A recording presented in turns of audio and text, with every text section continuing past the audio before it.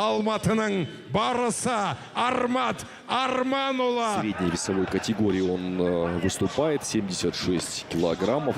Үздіксіз, үзіліссіз соққы жұмсап жатыр демемізге болады. Армат жақсы қарсы алды. Міне, осындай соққылар керек қой, қараңыз. Чемпионатының жеңімпазы тағы да қазір сол қол, иә. Бірінші раундта әбден барлап болды деген ойдамыз.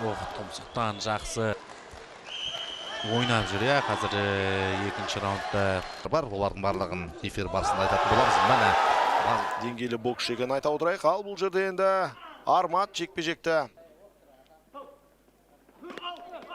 Міне осындай қымбатты көрермен, бұл жекпе-жекті біз Қазспорт телеарнасынан ал бұл жерде енді нокаут.